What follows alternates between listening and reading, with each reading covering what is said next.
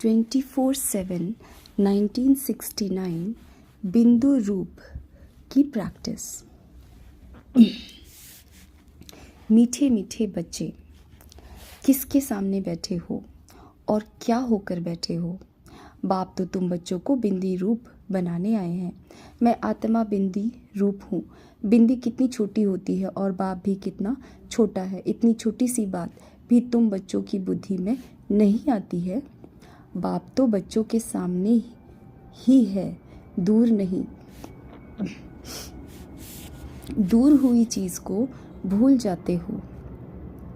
जो चीज़ सामने ही रहती है उस चीज़ को भूलना, यह तुम बच्चों को तो शोभा नहीं देता है। बच्चे अगर बिंदी को ही भूल जाएंगे तो बोलो किस आधार पर चलेंगे? आत्मा के ही तो आधार से शरीर भी चलता है। मैं आत्मा हूँ, यह नशा होना चाहिए कि मैं बिंदु की ही संतान हूँ। संतान कहने से ही स्नेह में आ जाते हैं। तो आज तुम बच्चों को बिंदु रूप में स्थित होने की प्रैक्टिस कराएं। मैं आत्मा हूँ, इसमें तो भूलने की ही आवश्यकता नहीं रहती है, जैसे मुझ बाप को भूलने की ज़रूरत पड़ती है। हाँ, परिचय देने के लिए तो ज़रूर बोलना पड़ता है कि मेरा नाम, रूप, गुण, कर्तव्य क्या हैं और मैं फिर कब आता हूँ, किस तन में आता हूँ। तुम बच्चों को ही अपना परिचय देता हूँ। तो क्या बाप अपने परिचय को भूल जाते हैं? बच्चे उस स्थिति में 1 सेकंड भी नहीं रह सकते हैं। तो क्या अपने नाम, रूप, देश को भी भूल जाते हैं?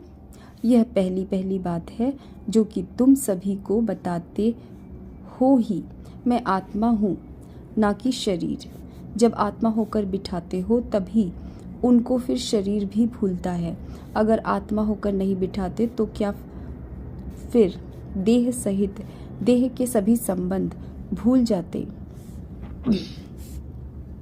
जब उनको भुलाते हो तो क्या अपने शरीर से न्यारा होकर जो न्यारा बाप है उनकी याद में नहीं बैठ सकते हो? अब सब बच्चे अपने को आत्मा समझकर बैठो। सामने किसको देखें? आत्माओं के बाप को। इस स्थिति में रहने से व्यक्त से न्यारे होकर अव्यक्त स्थिति में रह सकेंगे। मैं आत्मा बिंदु रूप हूँ। क्या यह याद नहीं आता है? बिंदी रूप होकर बैठना नहीं आता है? ऐसे ही अभ्यास को बढ़ाते जाओगे तो 1 सेकंड तो क्या, कितने ही घंटे इसी अवस्था में स्थित होकर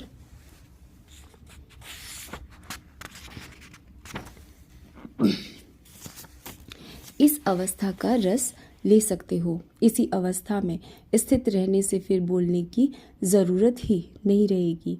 बिंदु होकर बैठना कोई जड़ अवस्था नहीं है। जैसे बीज में सारा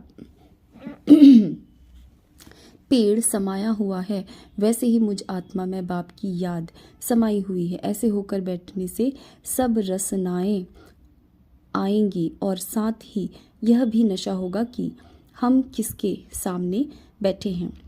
बाप हमको भी अपने साथ कहाँ ले जा रहे हैं। बाप तुम बच्चों को अकेला नहीं छोड़ता है। जो बाप का और तुम बच्चों का घर है वहाँ पर साथ में ही लेकर जाएंगे। सब इकट्ठा चलने ही हैं। आत्मा समझकर फिर शरीर में आकर कर्म भी करना है, परंतु कर्म करते हुए भी न्यारा और प्यारा होकर रहना है। बाप भी तुम बच्चों को देखते हैं, देखते हुए भी तो बाप न्यारा और प्यारा है ना? अच्छा।